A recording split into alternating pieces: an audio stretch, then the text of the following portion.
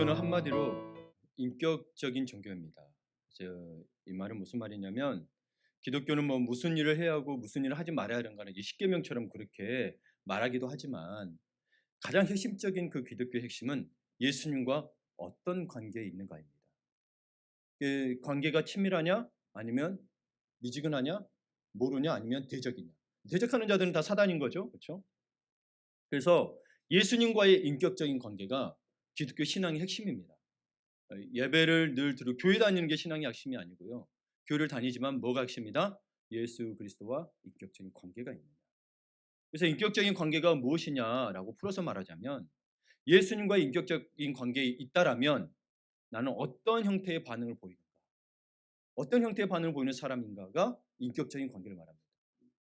이게 무슨 말인가는 오늘 말씀을 통해서 또 이해를 하셔야 되고 예를 들자면 제가 김 장로님과 관계가 있어요. 근데 좋은 인격적인 관계라면 서로 존중하며 사랑하겠죠. 근데 이게 뭔가 뭐랄까 물질 문제로 틀어져서 빅스를 안 갚았다. 그러면 서로 욕하기도 하고 서로 고소하기도 하겠죠. 어떤 관계냐는 거예요. 그렇죠? 여러분의 예수님과 어떤 관계냐는 거예요. 그게 기독교 신앙의 핵심입니다. 예. 그래서 여러분 정말 인격적인 관계가 되려면 꾸미지 않는 진실하고 깨끗하고 순전해야 합니다. 꾸미지 않고 깨끗하고 순전해야 합니다. 그래서 예수님께서도 이야기를 너희가 온전하라고 이야기했고 내가 거룩하니 너도 거룩하는 같은 말입니다. 내가 너희도 온전하라고 이야기하거든요. 내가 온전하니? 그러면 우리는 이 어떤 상태로 이게 온전한 상태를 말할 수 있냐면 예수님께서 마태복음 18장에 이야기하시기를 너희가 돌이켜 어린 아이들과 같이 되지 아니하면 결단코 천국에 들어가지 못하리라 되어 있습니다. 어린 아이 같지 아니하면 여기서 어린 아이라면 나이를 말하는 것이 아니라 하나님께서 창조하심에 가장 가까운 어린아이 같은 깨끗하고 순전함을 회복하라는 거죠. 네. 너 당장 지금 지옥 갈 거야. 어린아이 같지 않으니까 그게 아니고 뭐요? 회복하라. 어린 같은 믿음을 회복하라. 하는 거죠. 그럼 주님과의 관계에서 여러분이 깨끗하고 순전하냐고 묻고 있는 겁니다. 이런 주님과의 인격적인 관계가 없이 이루어지는 행실은 아무 상관이 없다는 거예요. 내가 선한 일해도 주님과의 이런 관계가 없이 하는 일들은 뭐요? 그냥 이 세상에서 자기 의, 저 하늘에 계신 하나님과 상관이 없다라는 거예요. 우리 창조주와 상관이 없다는 거예요. 예. 그래서 주님과의 인격적인 관계가 없는 것은 뭐 아무리 선한 일을 하더라도 자기 성찰을 위한 종교에 불과합니다. 그래서 뭐가 되면 구원과 상관없어요. 다시 윤회한다든지 착한 일을 하면 구원받는다든지 뭐 종교가 그렇죠. 그래서 고해성사하고 그 다음에 뭐요? 죄를 고백했어요. 어떤 죄도 상관없어. 그래서 뭐 누군가 가난한 사람을 도와라, 뭐 봉사할 때 그러면 용서받는 거예요. 이거는 구원하고 상관이 없습니다. 그 행실과 상관이 없다. 정말 주님과의 온전하다면 여러분 우리 죄를 고백하고 착하게 살겠죠. 그렇죠? 그래서 마태복음 아니 디모데후서 3장에도 보게 되면 그래요. 너희가 온전해지고 선한 일을 행할 능력을 갖게 하렵니다. 예, 말씀을 통해 그 이야기를 하고 있는 겁니다. 그래서 기독교는 예수님과의 개인적이고 인격적인 관계가 만들어내는 반응 그리고 그 관계에서 나오는 행실로 구성되어 있음을 잊지 마시길 바랍니다. 그래서 은혜는 받았어요. 구원은 받았어요. 그다음에 받은 삶. 이게 어떻게 나타나냐는 거예요. 우리 갈라디아서를 새벽기도 보고 있지만 이들 중에 성령으로 시작했다가 율법으로 마치는 자가 있다라는 거예요. 성령님을 안에서 계속 거했지만 결국 하나님을 떠나 있으면 그가 결국에는 돌아오지 못한다고 이야기하고 있어요. 그런 관계 속에서 우리는 어떤 주님과의 관계에 있어서 어떤 반응과 행실이 나타나는지 오늘 두 사람을 통해서 보고자 합니다. 그래서 오늘 본문에는 두 명의 등장인물이 등장합니다. 한 사람은 바리새인 시몬 남자이고요. 또 한 사람은 이름조차 언급되지 않은 여자입니다. 이 여인을 저는 향유옥합 여인이라고 그냥 부르겠습니다. 그녀는 성경의 35절부터 쭉 보게 되면 대사 한마디도 없습니다. 말 한마디도 없어요. 누구인지 정확하게는 모르지만 35절에 쭉 아래로 보게 되면 이 여인이 마을 사람들이 다 아는 좀 심각한 죄를 저지른 죄인이었던 겁니다. 그래서 학자들은 이야기하기를 이 여인이 창녀였거나 가정 형편상 몸을 팔아야 됐다거나 혹은 누군가의 뭐 사기 뭐 이런 여러 가지 죄를 근데 정확히 어떤 죄라고 나와 있지 않아요. 어떤 죄는 나와 있죠. 그러나 심각한 죄를 저질렀기 때문에 마을 사람들이 다 알고 있었어요. 그러나 오늘 여러분 우리는 두 사람을 통하여서 우리에게 바른 신앙생활을 위해 어떤 모습을 드러내야 하는지에 대한 가르침과 깨달음을 주는 이 본문 자체가 이 두 사람을 통해서 여러분의 이 말씀 자체가 스승이 되기를 축복합니다. 네, 주님의 말씀이기 때문입니다. 우리 첫 번째로 볼 것은 오늘 말씀의 제목처럼 바리새인 시몬에게는 없는 것입니다. 먼저 36절을 봅니다. 한 바리새인이 예수께 자기와 함께 잡수시기를 청하니 이에 바리새인의 집에 들어가 앉으셨을 때에 이 바리새인 한 바리새인은 시몬을 말합니다. 그는 예수님께 함께 식사하자고 그분을 집으로 초대한 사람이에요. 여러분 시몬이라는 이름이 당시 한 70, 우리 한국의 김씨처럼 흔한 이름이었다고 역사의 기록에는 되어 있습니다. 그러니 시몬 베드로가 아닙니다. 여러분 아셨죠? 예. 그래서 초대했어요. 그래 당시 유대인들은 사실 이 뭐냐 예수님을 서서히 미워하고 그리고 적대하고 심지어는 공격하게 하는 대적까지 하는 기 시작했어요. 그런 시기에 바리새인 시몬은 예수님을 집에 초대해 식사를 함께 하자고 했습니다. 식사를 함께 하자고 했다는 것은 일반 바리새인과는 달랐죠. 예. 예수님에게 호의적인 관심을 갖고 있었어요. 게다가 40절에 보게 되면 예수님이 시몬아 내가 내게 이런 말이 있다라고 하실 때 선생님 말씀하세요라고 하거든요. 정중하죠. 그래서 어떤 면에서 그는 예수님의 말씀을 들을 준비가 되었던 사람인 거예요. 이처럼 시몬은 예수님에 대해서 상대적으로 다른 바리새인에 비해서 호의적인 바리새인이었어요.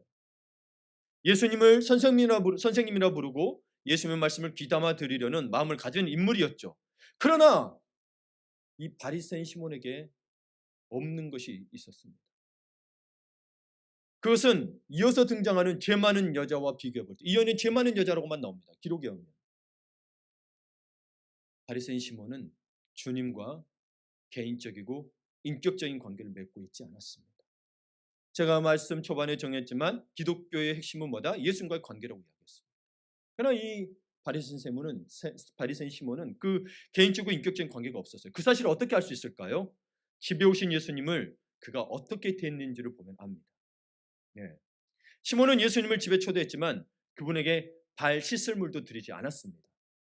자기가 안 갖다 주면 종이라도 시켜서 갖다 달라고 하면 되는데 그것도 하지 않았어요. 이것은 발 씻을 물을 내주는 것이 당시 이스라엘사의 기본적인 예의였습니다. 발 씻을 물을 가져다 주는 것. 또한 당시 유대인들은 손님이 집을 방문하면 이 손님을 환영하는 마음에 손에나 이마에 입맞춤했습니다. 그런데 시몬은 예수님께 환영 입맞춤도 하지 않았습니다. 물론 환영하지 않았으니까 안 했겠죠. 예. 그리고 특별한 손님들이 오게 되면 그 손님의 머리 위에 감람유, 올리브유를 부어서 축복해 주는 관례도 있었는데 그것도 행하지 않았습니다. 바리새인이 모를 리가 없죠. 그렇죠? 그러니까 이게 무슨 말이냐면 이처럼 시몬은 예수님께 관심도 있고 예수님의 식사 자리에 초대하기도 하고 예수님에 대해서 어느 정도 호의적인 평가를 갖고 있었지만 개인적인 관심이나 인격적인 만남은 그 안에 존재하지 않았습니다. 우리는 시몬처럼 신앙생활을 할 수 있습니다. 여러분 예수님과 어떤 관계이십니까? 어떤 관계이십니까? 바리새인 시몬이십니까? 여러분 또 기독교 교리를 어느 정도 알고 예수님을 높이 평가하지만 그분과 인격적인 관계가 전혀 없을 수도 있습니다. 열심히 교회에 와서 예배드리고 헌신도 하고 봉사도 하는데 일상에서는 주님과 전혀 관계없이 살 수 있습니다. 혹시 그러십니까? 그럼 예수님과 관계가 없습니다. 여러분 스스로 관계했다고 생각하는 거지 예수님은 관계없다고 하실 거예요. 내가 너를 모른다고 할 거예요. 주님에게 관심을 갖는 정도이지 알고 지내는 관계가 아니었다는 거죠. 그런 사람이 바리새인 시몬이었다는 거죠. 이 바리새인 시몬의 모습이 지금 한국교회 우리의 모습에 있는 겁니다. 그럼 이 사람은 이렇습니다. 이렇게 설명이 되고 그럼 우리가 봐야 될 바리새인에게는 없는 거였잖아요. 그렇죠? 제목이 없는 거 나눴어요. 그럼 이 여인에게 있다는 건데 그게 어떻게 나타나는지 보도록 하겠습니다. 이 여인 향유 옥합의 여자 그리고 이 여자 자체만을 보는 게 아니고 바리새인에게 없는 향유 옥합 여자의 사랑에 대해서 좀 보도록 하겠습니다. 어떤 분은 제가 이걸 준비하면서 여러 개 찾다 보니 어떤 분은 여기 표현을 이 여인에 대해서 사랑을 낭비적 사랑이라고 표현을 했어요. 사실 낭비적이라는 게 좋은 말은 아니잖아요. 그렇죠? 근데 이게 굉장히 은혜되는 말로 다가왔습니다. 내용을 알게 되면. 한번 왜 낭비적 사랑인지 한번 들어보시기를 바랍니다. 시몬에 이어서 등장하는 여자는 성경에 이름도 대사도 나오지 않는다고 했습니다. 하지만 시몬과 달리 여자는 주님을 지극히 사랑했습니다. 예수님이 그녀를 가리켜 뭐라고 하냐면 이는 그의 사랑함이 많음이라 이 표현을 쓰는 여인은 성경에 이 여인밖에 없습니다.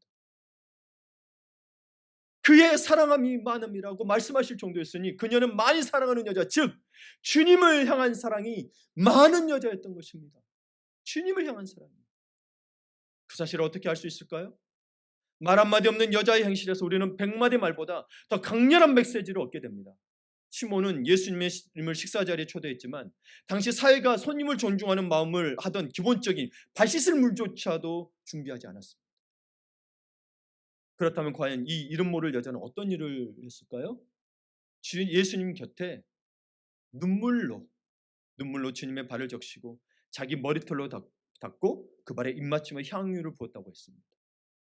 바리새인 시몬은 발 씻을 물도 드리지 않았지만 그녀는 눈물로 주님의 발을 씻어 드렸습니다. 이 여인은 눈물로 발을 씻었다는 의미가 참 굉장히 의미가 있는 건데요.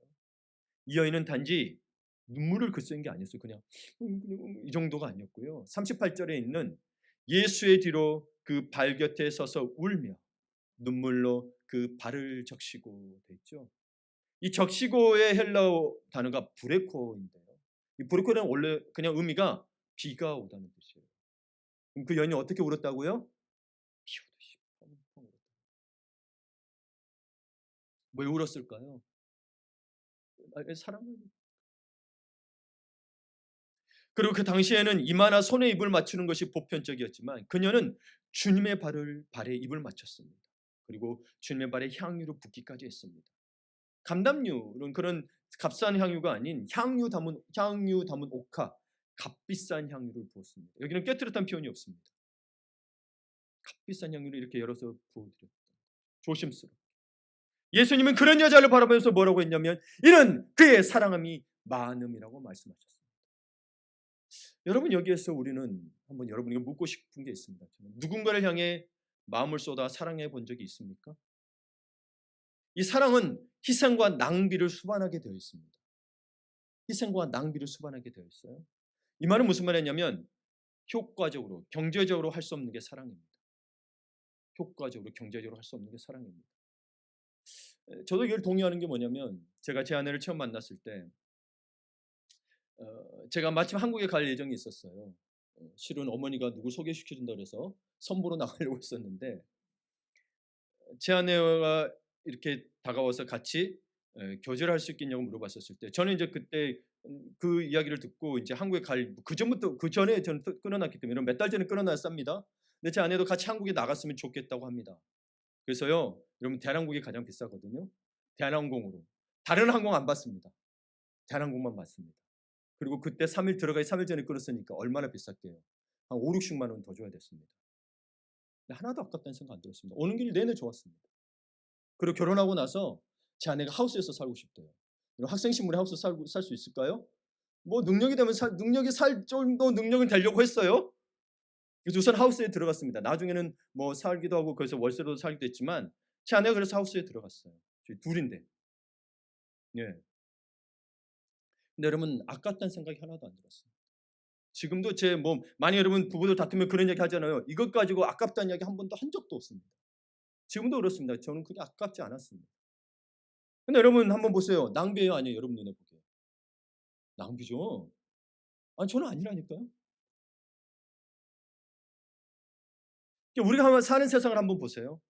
충분히 먹고 살 만큼 넉넉한 세상이 되었지만 여전히 팍팍하고 힘듭니다. 예전에는 여러분 뭐 더 없이 못 먹고 못 살았는데 그러지 않았거든요. 근데 먹고 사는 게 더 풍요로워졌는데 왜 더 팍팍해진 걸까요? 그 이유가 무엇일까요? 사람들이 사랑에 요구되는 낭비를 하지 않기 때문입니다. 옛날에 없는 속에서도요 자기 굶더라도 나눴어요. 옆집 굶는 거. 그것도 낭비적 이 집에서 볼 때는. 근데 지금 풍요로워졌는데 뭐예요? 다 계산적이에요. 어떤 분은 말하기를 이 어리석은 시대는 사랑을 한다면서도 계산기를 두드린다고 합니다. 사랑도 계산되어야 한다는 거죠. 네. 다이아몬드 사주면 사랑하고 다이아몬드 안 사주면 안 사랑하고 뭐 그런 건가요? 뭐 그런 사랑보다도 여러분 자식이 부모를 향해 계산하는 것은 봐줄만 하죠. 그렇죠? 엄마는 형 더 주고 나는 더 안 줘. 딸일 수 있죠? 자식이니까. 그래서 사랑은 위에서 아래로 흐르잖아요. 뭐 그럴 수 있다고 칩시다. 그런데 부모가 자식에게 따지기 시작하면 이거 어떻게 할까요? 세상은 야, 너 쟤는 저렇게 했더니 너는 그것밖에 안 해. 이러면은 여러분 진짜 더 메마르고 딱딱하고 살기 싫은 곳이 될 것입니다. 그렇죠? 그런 거예요. 그렇습니다. 사랑은 낭비 같다는 거예요. 여러분 부모들은 자식에게 하는 거 낭비라고 생각 안 하잖아요. 예. 뭐 그냥 한없이 줍니다. 그렇죠? 예수님께 사랑함이 많다고 평가받은 여자는 펑펑 쏟아지는 눈물로 주의 발을 씻으면서도 향유 옥합의 뚜껑을 열어 부으면서 그 일이 낭비라고 여기지 않았습니다. 예, 우리는 마음만 있다라는 걸로는 증명이 안 됩니다. 네. 그러니까 주님의 말씀하시 왜 이랬냐? 낭비라고 하지. 주님도 낭비라고 하지 않고 뭐예요? 사랑이 많았기에 당연하다고 여겼습니다. 여러분 심지어 이 편 이와 비슷한 성경의 평행 본문들이 나오죠. 거기에는 여인이 주님이 기억하라고 한 여인은 머리에 부었습니다. 그랬더니 제자 중에 한 명이 그런 얘기를 합니다. 아니 왜 거기에 붓냐고 아깝게 그 팔아서 가난한 자를 구제해주면 될 텐데라고 이야기하죠. 여러분 주님은 그걸 낭비라고 하지 않았습니다. 거기서도 낭비라고 하지 않았습니다. 사랑이 많았기에 오늘 이 여인에게는 사랑이 많았기에 이 여인은 왜 특별히 사랑이 많았다고 표현을 쓰는 걸까요? 이 여인은 왜? 여러분 주님을 향해서 아까운 것이 있습니까? 주님의 일을 하면서도 자꾸 머릿속으로 계산하고 있습니까? 여자는 말 한마디 없이 우리에게 교훈을 주고 있습니다. 그녀는 손가락질 받고 죄인이라고 손가락질 받고 부끄러워할 수밖에 없는 여인이었으나 그녀는 그런 거 계산하지 않았습니다. 우리 사람의 보조 사람 시선 느끼면서 주님 앞에는 그럴 필요가 없다는 거예요. 이 여인에게 발견되는 또 하나의 놀라운 점이 있습니다. 이 여인의 행동 중에서 오늘 읽은 본문 중에서 그녀가 모든 일을 어디에다 하고 있냐면 예수님의 발에다 하고 있다는 사실입니다. 그래서 저는 이 본문은 다른 평행 본문하고 다르다고 봅니다. 똑같은 사람이 아니에요. 그는 머리에 쥐고 그리고 여기는 바리새인 시몬 집이에요. 이게 달라요. 벌써. 이름 없는 여인이에요. 그냥 악달라 마리아도 아니고 이름 없는 여인.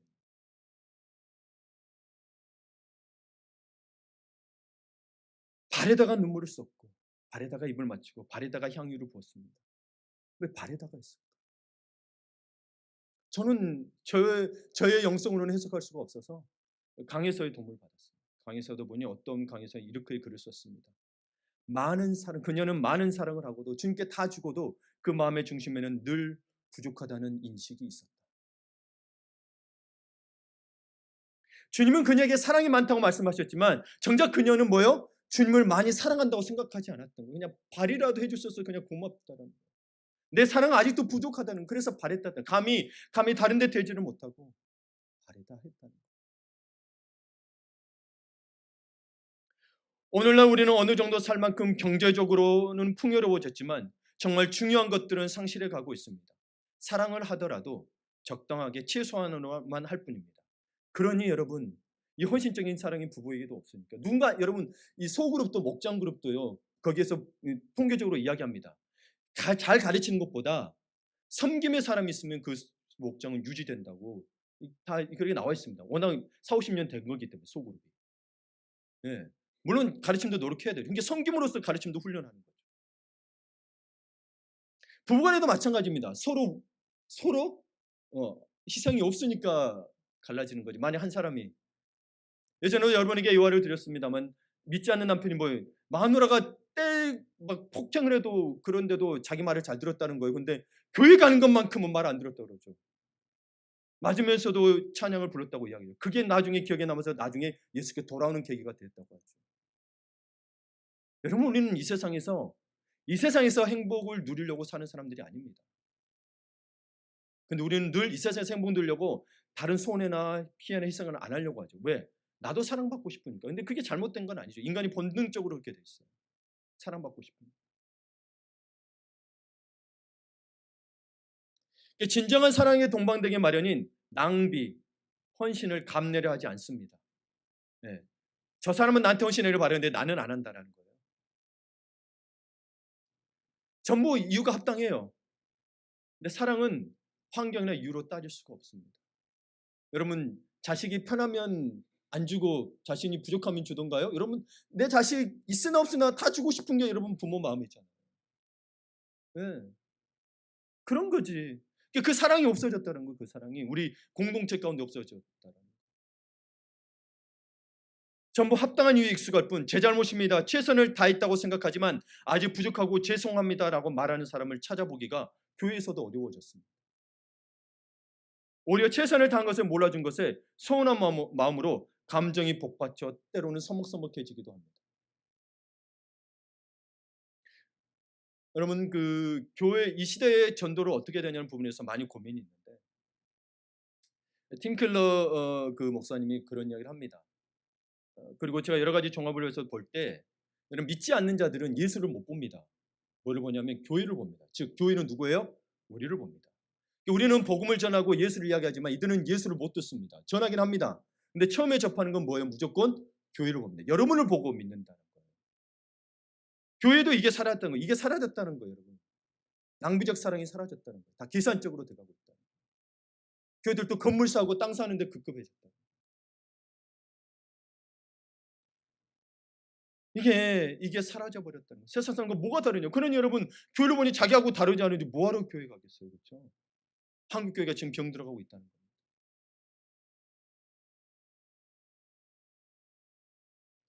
한번 그리고 우리 나 자신 한번 생각해 봅시다. 나는 예수님께 어떻게 하고 살고 있는지. 나는 예수님께 어떻게 하고 살고 있습니까? 예. 향유를 부은 여자처럼 주님을 향한 낭비적 사랑으로 살아가고 있습니까? 근데 여러분 한번 생각해 보세요. 정말 낭비적 사랑, 완전한 낭비적 사랑을 하신 분이 누군 줄 아세요? 우리 하나님이세요. 우리 주님이세요. 아무것도 계산하지 않고 자기가 하나님이신데 아들까지 우리에게 아낌없이 내어주신 이 완전한 낭비적 사랑. 여러분 이분은 창조자라니까요. 우리가 말 안 들으면 우리 없애버리고 다른 또 만들면 돼요. 그래서 오죽하면 말 안 들으니까 모세한테 그러면 물론 모세가 그 말을 할 줄 알고 이야기했지만 모세가 이야기해. 내가 이 민족 버리고 다른 나하고 따로 민족 할래? 이렇게 이야기했다면 예수님. 하나님이 오죽합니다. 근데 아브라함이 자기가 아니 모세가 그렇게 이야기할 줄 알았죠. 주님 차라리 나를 죽여주십시오라고 알았던 거죠. 주님은 그럴 수 있는 분이에요. 12형 되는 천군 천사를 불러서 십자가에 못 박을 사람 다 멸하실 수 있는 분이지만 그러지 않으셨다는 겁니다. 그분처럼 낭비적 사랑한 사람 못 있습니까? 우리가 지금 예수를 사랑한다고 하면서 내일 가면 또 사랑하지 않고 나 자신을 사랑하고 내 자신을 보게 됩니다. 그러면 여러분 진짜 바보 같은 분이 누구예요? 우리 하나님입니다. 말도 안 되는 사랑하고 그러니 그런 고귀하고 귀한 사랑을 값싸게 여기지 말라는 겁니다. 근데 그것을 예수님의 하나님의 완전한 낭비적 사랑을 보고 늘 계산하고 있는 사람들이 누구예요? 믿지 않는 사람은 아니에요. 믿는 사람이 성도로 가는 사람들이 그러고 있다. 여러분 주님께서 그의 사랑이 많음이라고 하셨던 그 삶을 사시기를 바랍니다. 예. 그렇게 살아야 성도답게 사는 겁니다. 그게 성도예요. 그래야 교회 그 사랑을 보고 찾아오는 거죠. 여러분 교회가 크고 완전하다고 아니요. 다들 압니다. 그냥 거기에 어떤 연결성이 어떤 이익을 해서 다니는 거지. 그러면 제가 최근에 유행하는 드라마가 더 글로리 제가 갑자기 인기여서 그 짤이 나온 걸 봤어요. 근데 거기에 왕따 시키고 여전히 변하지 않는 사람이 교회에서 뭐예요? 성가하고 있고 교사하고 있더라는 거죠. 그래서 송혜교가 찾아가서 교회에서 이제 두고 봐 이러면서 이런 게 장면. 그러면 그 여인도 같이 욕하면서 막 교회에서. 그거는 여러분 현재 교인들의 변하지 않은 모습을 저는 비꼰다고 그냥 사실적으로 이야기한다고 생각합니다. 우리가 교회를 욕하는 그게 아니라 우리 자신을 봐야 될 문제라고 생각합니다. 여러분 성도답게 살아야죠. 그렇죠? 사랑이 많아야죠. 그게 바로 기독교고요. 기독교의 기적은 이 사랑으로부터 일어납니다. 무슨 말이냐면 여러분 우리 인간은 여러분 태어나면서부터 선한 이가 하나도 없어요. 본질상 진노의 자녀예요. 이미 원죄를 갖고 태어나요. 멸망했던 거예요. 그냥 태어나면. 그래서 뭐를 볼 수 있냐면 인간은 여러분 태어나자마자 그 어느 누구보다도 가장 이기적입니다. 내 부모가 아프든 엄마 아빠가 무슨 일 당했든 상관없어요. 얘들 뭐요? 배고픔 울고 똥 쌌다고 울고 잠 못 잔다고 울고 허리가 끊어지고 팔이 끊어지고 상관없습니다. 애들은 웁니다. 재워달라고. 그럼 그게 애들이라고 하는 게 아니라 원래 인간의 이기적인 모습을 드러내는 겁니다. 짐승들은 금방 일어섭니다. 아세요? 금방 자기 먹이 찾으러 갑니다. 그러니까 여러분 인간은 태어나면서부터 나 외에는 누구에도 관심이 없어요. 근데 그런 사람이 뭐요? 예수를 만나고 예수 안에 거함으로 말미암아 많이 사랑하는 사람으로 바뀌는 거라는 거죠. 구원받은 자는 그 은혜를 받은 만큼 그 사랑이 나가야 된다고 이야기합니다. 이게 바로 기독교가 만드는 기적입니다. 병 고친다고요? 여러분 이거 때로는 무당도 합니다. 왜냐하면 병 고침의 질병의 역사 속에 귀신의 역사들이 많이 있거든요. 네. 더 큰 귀신이 와서 안 아픈 척하게 한다잖아요. 여러분 근데 정말 기적은 뭔지 아세요, 여러분? 진짜 사람이 자기 거 헌신하면서 사랑하는 게 그것처럼 어려운 거 없습니다. 누군가를 용서한다는 거 그것처럼 어려운 게 없어요. 그게 기적이라는 거예요. 근데 주님 봐봐 원수를 사랑하라고 하니 기적을 만들어내는 종교 아닙니까?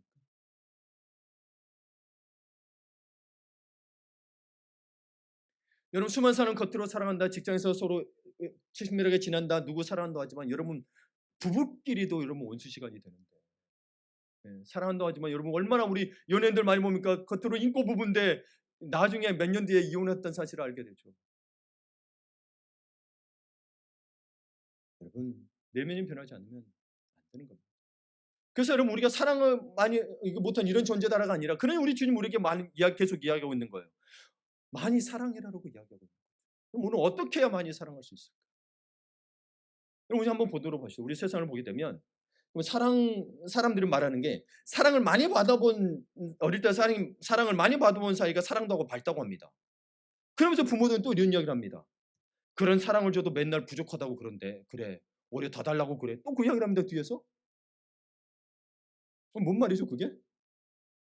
사랑에 만족을 못한다는 거죠.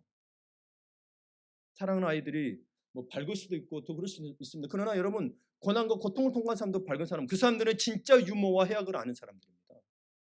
예. 진짜 유머 해악을 아는 유머는 고통 속에서 피어나야 진짜 유머인 거지 즐거움에서 피어나는 게 유머가 아니에요. 유대인들이 왜 유머인 줄 아세요? 그 어려운 시기를 거치면서 그러면서도 유머스럽고 감사하고 기쁨을 해놨기 때문에 유머라고. 또 제가 이런 글을 본 적이 있습니다. 물질적으로 결핍이 없는 가정이며 사랑을 많이 받고 자라난 아이가 장성해서 보니까 오히려 애정 결핍 증세가 심하게 나타나는 경향이 있다고 합니다. 아, 해주는 거 다 해줬어요. 예, 사랑도 많이 받았어요. 근데 애정 결핍이 심하게 나타난다. 여러분 이거를 풀자라면 어린 시절 온전히 사랑받지 못한 것도 문제죠, 그렇죠? 이게 상처가 되기도 하고 그러기도 합니다. 그러나 과도한 애정의 경험 또한 아이에게 강렬한 기호로 남아 계속 애정을 바라게 만드는 것이라고 합니다. 인간의 사랑은 완전하지 않기 때문이라는 사실을 여러분 인지하셔야 합니다. 그래서 전문가가 말하기를 이 사람은 뭐 전문가입니다. 신앙인은 아니고 어린 아이에게는 온전히 사랑받는 경험과 그것이 계속해서 완전할 수 없다는 그러니까 온전히 사랑받는 것이 계속할 수 없다라는 것을 겪어야 된다. 그것을 뭐라고 하냐면 그것을 알아야 된다는데 그것을 건강한 좌절의 경험이라고 이야기해요. 이걸 경험해야 된대요. 그러니까 온전히 사랑받는 경험과 그것이 계속해서 완전할 수 없다는 건강한 좌절의 경험이 필요하다는 거예요. 이 좌절이 건강하다는 거예요. 그럼 여러분 전문가는 그렇게 이야기하죠. 근데 여러분 온전히 사랑받는 경험을 누가 경험하죠? 여러분 그것들은 자기들이 온전히 사랑받는다라고 그냥 자기가 뇌 속에 인지하는 거지. 그게 온전한 사랑일까요? 인간의 사랑이 온전하던가요?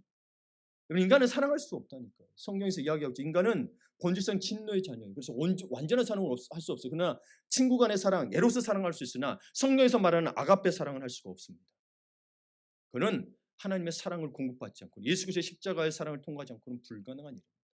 그래서 여러분 저는 이 온전히 사랑받는 전문가 이야기하는 경험은 저는 이건 타당하지 않다고 봅니다. 세상이 보는 온전함의 기준과 우리의 기준이 다르다라는 거죠. 실제로 그리고 저는 부족함 없이 자라고 여러분 많이 사랑 자라는 아이들이 오히려 다른 사람의 아픔에 대해서는 둔감하다는 사실을 저는 보았습니다. 주변에서. 그 아이가 정말 그러면 그 아이는 밝은 데서 밝아요. 파티 좋아하고 밝죠. 근데 다른 사람의 아픔을 공감을 못합니다. 자기가 겪어본 적이 없기 때문에. 그래서 신약 성경에도 나오죠. 너 그런 아픔을 겪었으면 그런 사람을 돌봐라고 성경에도 나옵니다. 성경은 우리에게 아픔을 겪으라고 이야기해요. 밝게 살라고 하는 게 아니라 주 안에서 기뻐하라는 거지 밝게 사는 것과는 다른 거죠. 어떤 상태든 기뻐하라고 그것도 감사하고 하는 거지 고난이 없다, 아픔이 없다는 이야기는 아닙니다.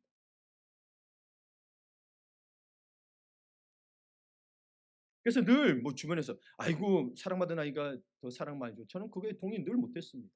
제 주변에는 물론 여러분 그런 밝은 아이도 있고 그렇죠. 그러나 고통 속에 살았던 아이들도 밝은 아이들이 있어요. 네. 그리고 오히려 그 공감 못하는 사람들 훨씬 더 그런 사람들이 많았다는 사실을 기억하십시오. 많이 봤어요. 몰라요. 이 사람이 어떤 의도에서 이야기하는지 그것들 캐치를 못합니다. 다 좋게만 생각합니다. 이 사람이 어떤 아픔이 있는지는 잘 모릅니다. 공감을 못합니다. 그렇다면 우리는 어떻게 해야 많은 사랑을 하게 될까요? 뭐 저도 이 전문가의 말에는 많이 동의합니다. 우리 삶 속에서는 온전히 사랑받는 경험과 건강한 좌절의 경험을 통한 사랑이 있어야 된다는 거죠. 그러나 우리는 저는 온전한 사랑을 뺀다는 거. 이 사랑받는 경험과 불완전한 사랑받는 경험과 이 좌절도 필요해요. 부모가 계속 돌볼 수 없다는 거. 그래야 여러분 뭘 느끼는지 아세요? 우리는 그래야 주님 앞에 나옵니다. 완전한 사랑이 있다라는 거죠. 완전하신 사랑 찬양도 있잖아요. 그렇죠? 그 사랑 앞에 나와서 그분 앞에는 달라고 해도 아무리 달라고 뭐 해도 여러분 이분은 우리를 배반한 적이 없고 우리의 사랑, 우리의 마음에 아픔을 준 적이 없습니다. 다만 우리가 우리의 욕심을 못 채워서 그분을 떠나는 거지.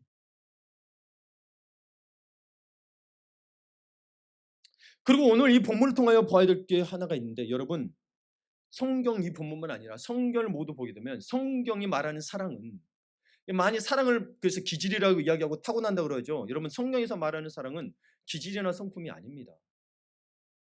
인간이 본질상 자녀이고 완전할 세상이 없는데 무슨 기질이어서 내가 가지고 태어날 수 없는 거예요, 사람은. 예. 그래서 사랑은 뭐라고 성경에서 표현하면 성령의 열매라고 이야기해요. 성령을 통해서 받는 것이 사랑이지 내가 사랑을 가지고 태어났다는 건 이거는 여러분 여러분의 성경적 가치관이 없는 겁니다. 그래서 오늘 이 47절에서 말하고 있는 이 사랑, 사랑의 많음이라고 하는 것은 이 사랑은 용서를 경험한 사람들에게서 나타나는 성령의 열매를 이야기하고 있는 거예요. 용서를 경험한 사람들. 예수 그리스도의 십자가의 은혜로 말미암아 용서받았던 것. 무엇 때문에 나의 죄에서 깊이 깨닫는 사람만이 이 용서를 알 수 있습니다. 안 그러면 예수 그리스도의 십자가 은혜를 전혀 모릅니다. 나는 잘 살고 있어요. 아무 죄도 없이.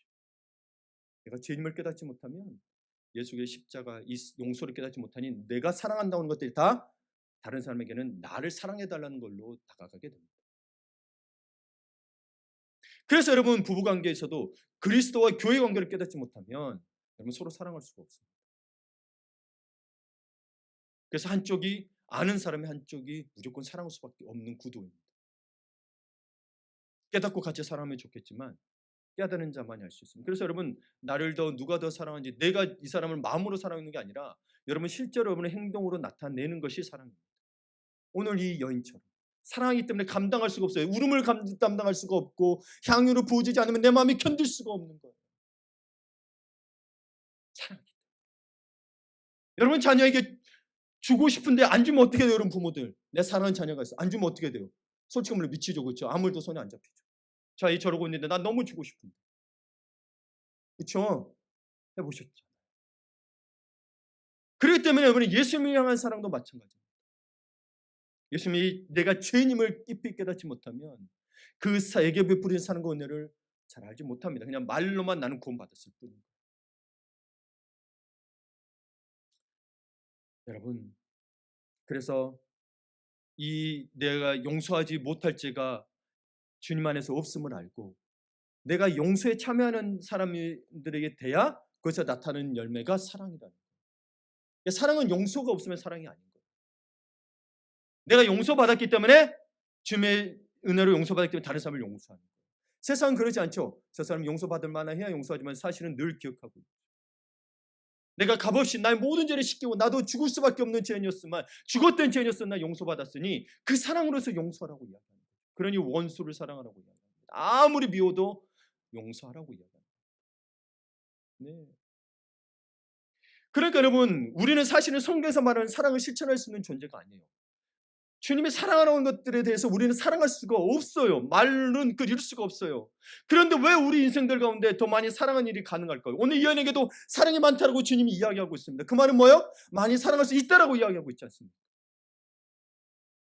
근데 그 이야기를 지금 오늘 본문에서 누구에게 이야기하고 있냐면 주님은 이 바리새인 시몬에게 이야기하고 있습니다. 오늘 우리에게 이야기하고 있습니다. 오늘 한국 교회에게 이야기하고 있습니다. 시몬에게 빚진 자의 비유를 들려주죠. 500데나리온과 50데나리온 빚진 자 그리고 탕감받은 것 중에서 돌려준 이야기를 들려준 후에 물어봅니다. 42절에 주님이 시몬에게 둘 중에 누가 그를 더 사랑하겠느냐 했더니 시몬이 이야기합니다. 43절에 내 생각에는 많이 탕감함을 받은 자입니다. 우리 생각과 똑같죠, 그렇죠? 그럼 이걸로 끝나야 될 것 같은데 그게 아니고 이 질문하고 이 대답을 들은 후에 예수님은 이 여자의 행동에 대해서 해석해 주기 시작합니다. 네, 해석해 주기 시작합니다. 그래, 네 판단이 옳다. 이 여자를 봐라. 이 여자를 보이느냐? 이 여자는 많은 죄를 용서받았기 때문에 용서의 경험이 무엇인지 알기 때문에 많이 사랑하고 있는 자다. 즉 우리에게 뭐냐라고 있는 거예요? 우리 40절 한번 다시 볼게요. 같이 읽어볼까요? 이러므로 내가 내게 말하노니 그의 많은 죄가 사하여 줬도다. 이는 그의 사랑함이 많음이라. 사함을 받은 일이 적은 자는 적게 사랑하느니라. 즉 여러분 뭐요? 이 사랑함이 많다는 건 뭐요? 용서를 많이 해봤다는 거예요. 근데 용서를 많이 해보는 게 뭐부터 시작되는 거예요? 자기가 용서함을 받았다는 거예요. 주님으로. 여러분 그래서 우리의 회개와 우리의 변화는 이 주님의 사랑, 우리 용서함으로부터 깊은 마음에 깊은 곳에 우러나오는 감사와 감격과 뭐랄까 감동이 없으면 다른 사람을 용서할 수가 없습니다. 이 사람은 용서하고 이 사람은 용서를 못하게 됩니다. 주님은 모두 용서라고 이야기합니다. 이 여인에게 사랑이 많다는 것은 바꿔 말하면 뭐예요? 용서를 많이 해봤다는 거예요. 우리에게 사랑이 많다는 것은 이 사람 사랑이 많으냐 사랑을 베푸는 게 아니라 성경에서 말하는 진짜 사랑이 많은 건 뭐다? 용서를 했느냐 안 했느냐는 거지 많이 나눠주는 것만으로 이야기하지 않는다는 거. 그것도 사랑 중에 하나죠. 근데 그것만 얘기하는 게 아니고 성경에서 정말 최강의 사랑 원수를 사랑하는 게 뭐예요? 그게 뭐가 원수를 사랑하는 게 뭐겠어요? 용서라는 거죠. 원수를 가서 내가 같이 뭐 결혼하고 그런 의미가 아니고 용서는 원수니까 용서하라는 거예요. 그게 진짜 사랑이라고 아가파의 사랑이라고 이야기하고 있어요.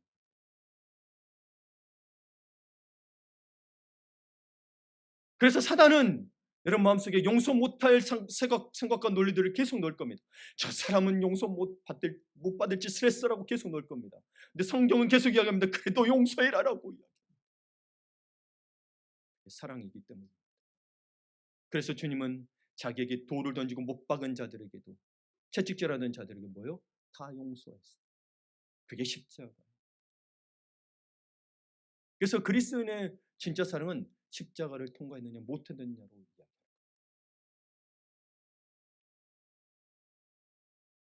이 여인은 늘 주님께 자신을 용서해달라고 했을 것이고 주님은 그 여인의 많은 죄를 사하였다라고 이야기하고 있습니다. 그러자 시몬은 이 여자가 한 일을 보면서 이해할 수가 없었습니다. 또한 여자 행위를 두둔하시는 예수님도 이해하기 어려웠어요. 이미 시몬의 마음속에는 이미 판단하고 있었습니다. 39절의 성경으로 보세요. 39절을 보게 되면 예수를 청한 바리새인이 그것을 보고 마음에 이르되 이 사람이 만일 선지자라면 자기를 만지는 이 여자가 누구며 어떠한 자 곧 죄인인 줄 알았으리라 하거늘. 이미 시몬의 마음속에는 뭐예요? 이 여자가 죄인이거든요. 이 여자가 죄인이 예수를 만지니까 예수님도 죄인으로 보고 있는 거예요. 이게 어떻게 그럴 수 있어? 뭐예요? 세상의 기준을 들이대며 이 상황을 윤리 도덕적인 차원로만 생각한다. 여기에는 용서가 없습니다. 윤리 도덕에는 용서가 없어요. 뭐예요? 논리만 있을 뿐인 거예요. 법이 있을 거예요. 그냥 율법만 있어요. 윤리 도덕에는 율법만 있어요. 용서받은 자들만이 할 수 있는 낭비적 사랑을 시몬은 전혀 몰랐습니다. 내가 용서받았기 때문에 남에게 베푸는 이 사랑을 시몬에게는 전혀 몰랐습니다. 안타깝게도 한국교회는 많은 사랑이라는 중요한 유산을 잃어가고 있다는 거예요. 우리도 지금 한국교회도 그런지 모르겠어요. 그냥 이 정도만 하면 괜찮아. 이 정도면 뭐 사랑하는 거지. 남들에 비교해서가 아니라 여러분 주님을 닮은 사랑을 하셔야 돼요. 네, 이건 진짜 아멘 하셔야 됩니다. 안 그러면 주님이 여러분을 모른다라고 할 수 있어요. 그래서 여러분 우리에게 크고 첫째 되는 계명을 지키지 않으면 안 되거든요. 주 너희 하나님을 마음과 뜻과 목숨을 다해 사랑하고 그 다음에 내 이웃을 사랑으로 나옵니다. 하나님을 목숨처럼 사랑하면 이웃을 사랑할 수밖에 없다라고 이야기합니다. 근데 이게 세계명 원래 세계명이 아니에요. 십계명이 하나님 사랑과 이웃 사랑이에요. 근데 이거의 의미도 모르고 뭐 그냥 율법만 지켜대니 아예 지킨 적이 없는 거예요. 아무 의미도 모르고 그러니 뭐예요? 새 계명이 되는 거예요.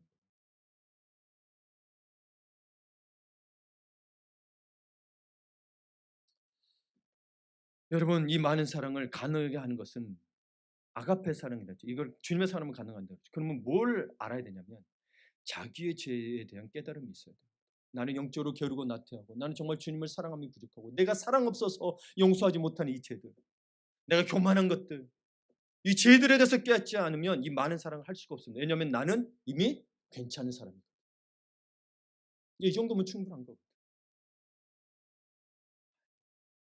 주님 앞에서는 늘 주님이 그렇게 열어주셔서 되는 거지. 사실 여러분 법적으로 논리로 따지면 우리는 사실 형벌을 받아야 됩니다.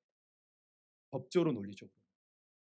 예, 감옥에 가야 돼요. 우리 여기 세상편에서는 감옥에 가야 돼요. 그러나 주님이 그 법을 바꿔주셔서 그분의 생명을 드리십니다. 바꿔주셨어요. 사랑이 공의보다 앞섰어요. 물론 공의가 없다는 게 아닙니다.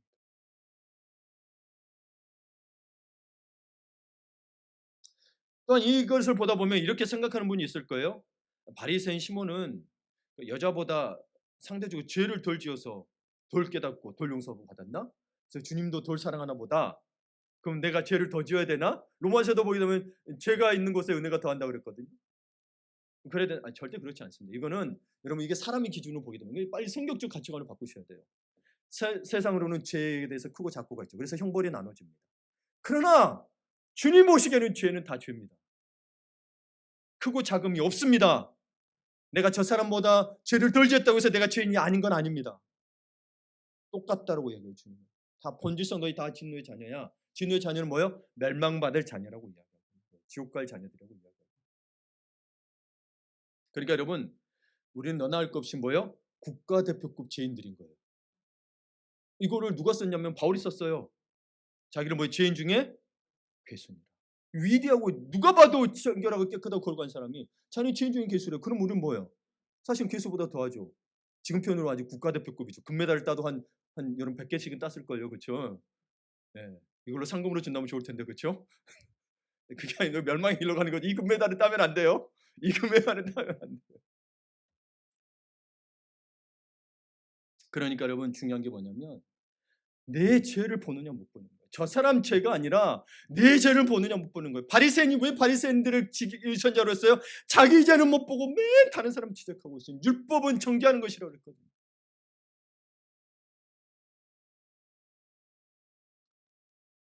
내 죄를 보느냐 못 보느냐. 그러니까 여러분 먼저 성경을 보게 되면 이 향유옥합 여자든 시몬이든 똑같이 부패한 죄인이에요.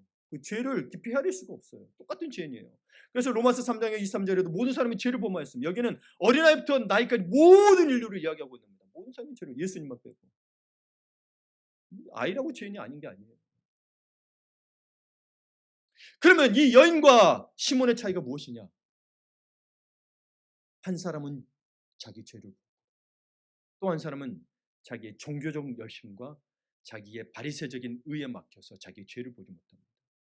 교회에서 열심히 하는 사람들이 의외로 이럴 수 있다라는 거예요. 열심히 하지 말라는 얘기가 아니고 자기 죄를 보면서 열심히 하시라는 거예요. 네, 그렇지 않으면 뭐가 된다고요? 내가 열심히 하고 나는 죄를 안 짓고 사니까 뭐요? 나는 잘하고 있어. 그걸로 구원받는 게 아니에요. 그러면 진짜 은혜를 받고 용서받음으로 내처럼 말미암아 그랬으면 이렇게 섬겨서 감사하다. 내가 다 하고 있는 것 같아. 그래도 뭐요? 감사하다. 다른 사람하고 나만 시키고 말이야. 진짜 내 이래서 교회 안 다니고 말지. 그러니까 이게 무슨 말이냐면 이게 바리새인 시몬과도 같은 거예요. 이게 뭔 말이냐면 복음이 제대로 들어가지 않으면 오히려 장애물이 된다는 거예요. 우리 시찰에서도 목사님 교회에서도 장로 직분을 받았는데 장로가 교회도 자주 빠지고 사고 치고 나갔어요. 소리 지르고. 복음이 제대로 안 들어가니 뭐예요? 장로지만 오히려 장애물이 돼요. 그래서 교회가 힘들었다가 이제 조금씩 회복하고 있어요. 1년여도 다 됐어요. 이번에 시찰에 갔더니 또 목사님 이야기해 주셨어요. 그러니까 여러분 누구든 직분에 상관없이 죄인된 자신의 모습을 봐야 합니다. 그 자신의 모습을 볼 수 없으면 장애물이 된다니까. 예수 그리스도의 의도를 몰라요. 말씀의 의도를 몰라요. 그냥 나한테 좋은 것만 받아요.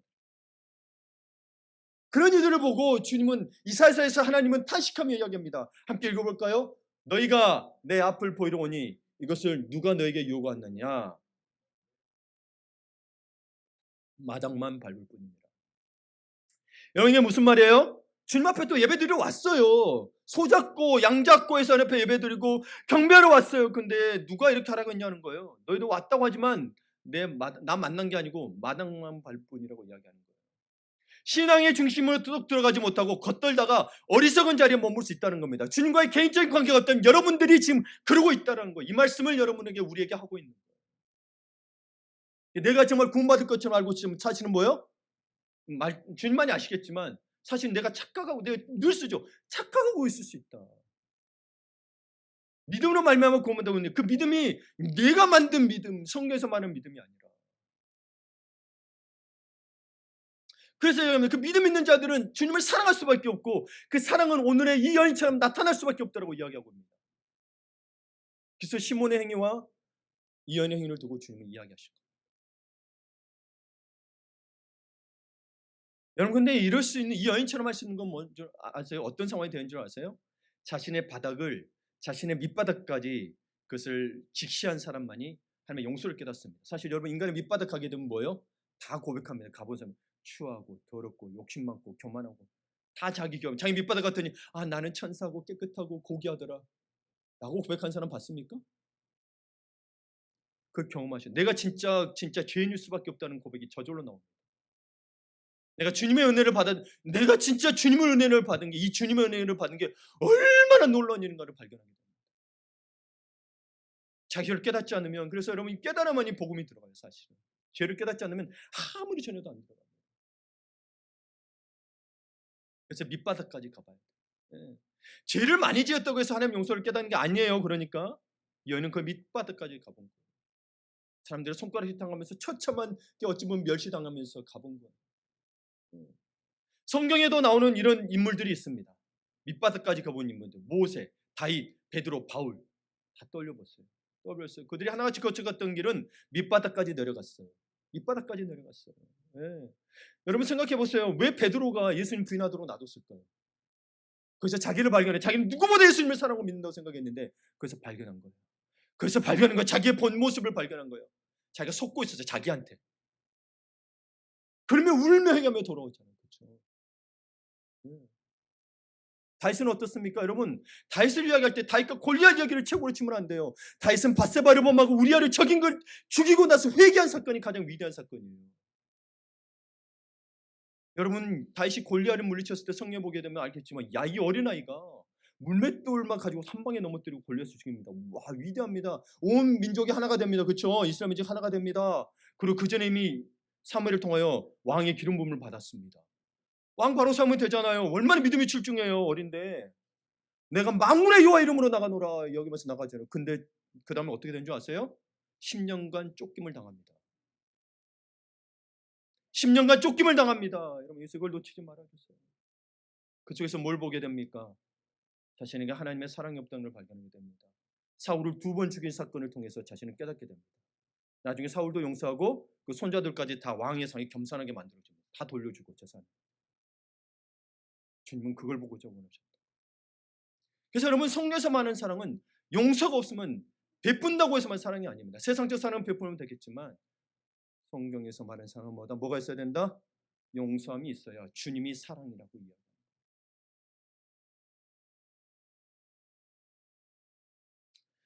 그래서 여러분 오늘 이 여인에게 이야기하고 있는 게 뭐예요?